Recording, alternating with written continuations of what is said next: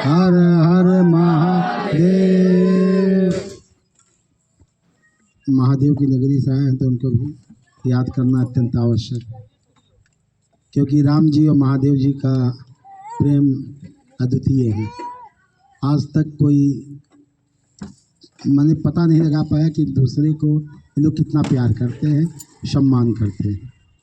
तो ये बहुत सुंदर है कि आप लोग बनारस की पावन धरती से चल के मर्यादा पुरुषोत्तम भगवान श्री राम की पावन नगरी अयोध्या में आए हैं।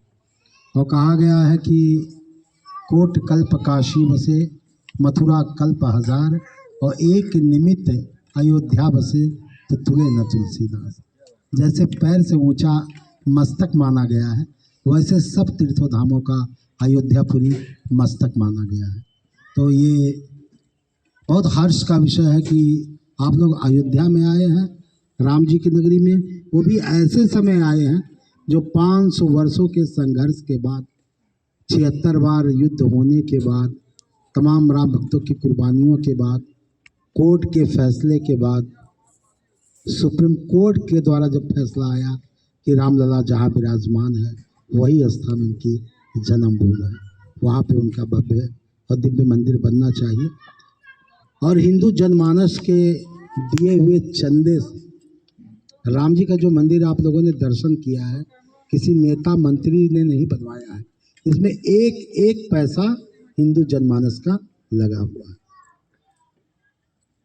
क्योंकि तमाम भूपति, तमाम धनपति लोग ने कहा कि राम जी का मंदिर मैं अकेले बना दूंगा, लेकिन फिर हम लोगों ने बैठक करके निर्णय लिया गया कि राम जी किसी एक के थोड़ी है, तुम एक बना लोगे तुम्हारा नाम हो जाएगा, और इसके लिए संघर्ष सबने किया है। तो राम जी का मंदिर बनेगा तो चंदे के पैसे से बनेगा, जिसमें हर हिंदू चंदा दे, 10-5 रुपये से लेकर जितनी जिसके पास सामर्थ्य हो दे। अब पूरे देश ने दिया, इतना दिया कि जो धन एकत्र हुआ उसके ब्याज से मंदिर बन गया।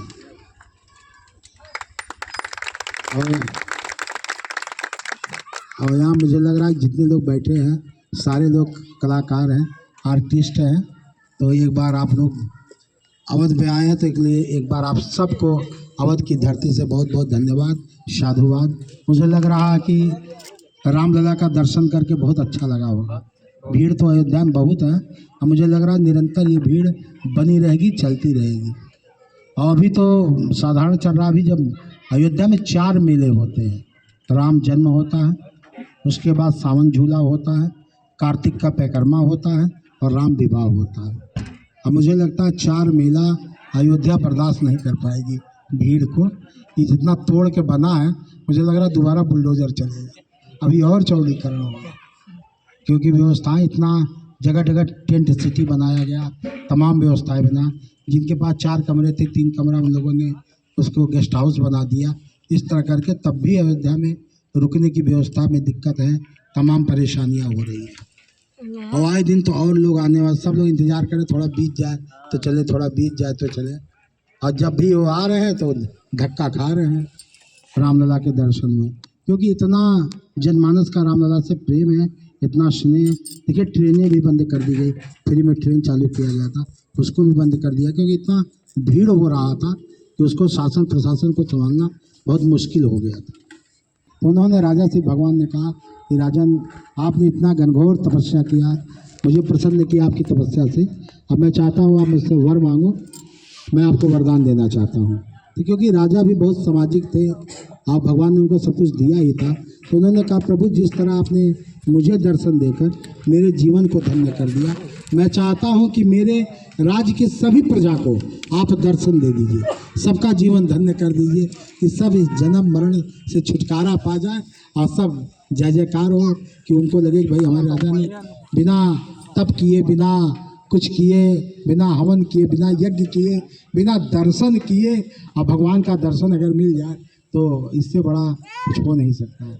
भगवान ने कहा भाई ठीक है, आप तो, आपकी बातों से मैं प्रसन्न हूँ, आप कह रहे हैं तो ठीक है, कल शाम 4 बजे मैं फिर इसी वन में यहीं पे दर्शन दूंगा, आप अपने सभी राज्य की जनता को लेकर चले आइएगा। राजा ने भगवान को प्रणाम किया और बहुत खुशी दिल से राज को चले गए। और जाने के बाद उन्होंने वहाँ पे पहले डुग्गी बजती थी राज में, जब कोई ऐलान होता था तो डुग्गियाँ बजाई जाती थी। तो उन्होंने ऐलान करा कि भाई डुग्गी बजाओ कि कल 4 बजे सबको भगवान फलाने जंगल में मेरे साथ चलना है, वहाँ भगवान सबको दर्शन देंगे और सबको जन्म मरण से छुटकारा मिल जाएगा, भगवान का दिव्य दर्शन होगा। बिना तप किए, बिना हवन किए, बिना पूजन किए डुग्गी बजा। जनता ने सुना, जनता प्रसन्न कि भाई वाह भाई, अपने राजा भगवान का दर्शन करा देंगे। ऐसा राजा तो हम लोगों ने जीवन में नहीं देखा। ये तो हम लोग का सौभाग्य का बात है कि राजा साहब भगवान का दर्शन कराते हैं। सब लोग तैयार हो गए, जो समय था 10 बजे सब लोग पहुँचे कि ना, चल दिए राजा के साथ, पूरी प्रजा चल दी भगवान के दर्शन के लिए। जब कुछ दूर वो लोग पहुँचे तो भगवान ने देखा अरे भाई सारी प्रजा आ रही है, तो उन्होंने क्या किया कि बगल में एक चांदी का टीला खड़ा कर दिया प्रभु ने। और जब जनता ने देखी कि यार इतना चांदी का बड़ा टीला खड़ा है, पर्वत खड़ा है, तो उसमें से 40% दौड़ गए लूटने के लिए चांदी, और जाकर लूटने लगे। राजा ने देखा, कहा अरे मूर्खों, क्यों चांदी लूट रहे हो, चलो वहाँ भगवान प्रकट होंगे, तुमको दर्शन देंगे। लोगों ने कहा राजा साहब चांदी हमको बहुत प्यारी है, भगवान तो कदों दर्शन दे दिए, चनिया नहीं मिलेगा, लूट लेने दीजिए। सब लूटने लगे। राजा ने कहा अरे भाई कोई बात नहीं, कहीं भाई जो साथ में आप लोग चलो जिनको भगवान का दर्शन करना है। 40% लूट रहे हैं, 60% के साथ चल दिए। कुछ दूर जब और आगे गए, भगवान ने देखा भाई अभी 60% आ रहे हैं, उन्होंने सोने का एक बड़ा सा टीला खड़ा कर दिया। और जब ये 60% देखे कि सोने का टीला खड़ा है, तो इसमें से भी 50% भाग गए, लेकिन चलो अब सोना लूटा जाए। राजा ने देखा सब भाग कर लूट रहे हैं। राजा ने कहा अरे मूर्खों, क्यों सोना लूट रहे हो, चलो भगवान वहाँ इंतजार करते हैं, भगवान दर्शन देंगे, जीवन धन्य हो जाएगा। लोगों ने कहा राजा साहब तू कहो तो हम लोग चांदी तो छोड़ दिए, मगर सोना नहीं छोड़ेंगे, सोने तो हम लोग की कमजोरी है, अभी बहुत गहना बनवाना है। सब जुट के बाहर लूटने लगे।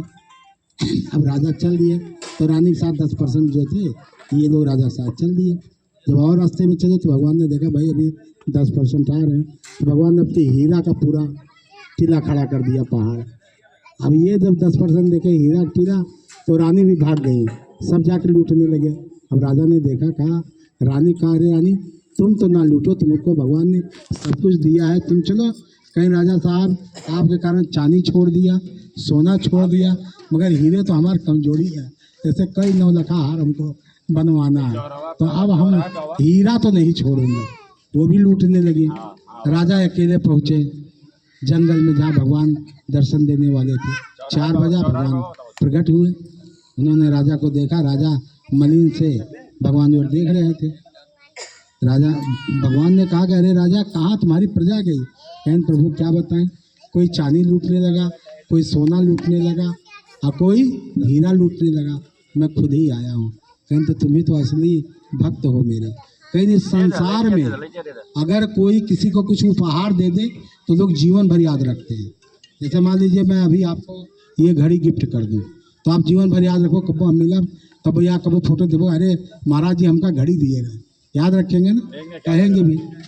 लेकिन भगवान इतना सुंदर शरीर देते हैं, ज्ञान देते हैं, खाने को देते हैं, रहने को देते हैं, सुंदर परिवार देते हैं, उसके बाद भी अगर हम भगवान को भूल जाते हैं तो मुझे लगता है हम लोग से ज़्यादा मूर्ख इस दुनिया में कोई नहीं है। तो इसलिए जीवन ईश्वर ने दिया है, कम से कम उनको तो मनन करना ही चाहिए। और आप लोग अवध की पावन धरती पर आकर साक्षात भगवान रामलला का दर्शन किए, तो आप लोग वास्तव में सौभाग्यशाली है, क्योंकि देवता भी इस समय मनुष्य के रूप में आकर भगवान के दर्शन के लिए जा रहे हैं और करने की तमन्ना रखते हैं। तो आप लोग वास्तव में सौभाग्यशाली है। मैं कहूँगा कि आप लोग की एक बार जोरदार ताली हो जाए। अब सुल्तान जी रहिए, अभी बहुत बहुत धन्यवाद गुरु जी। सबसे पहले तो हमारे गुरु जी आए हैं, गुरु जी को प्रणाम करता हूँ, आशीर्वाद लेता हूँ। और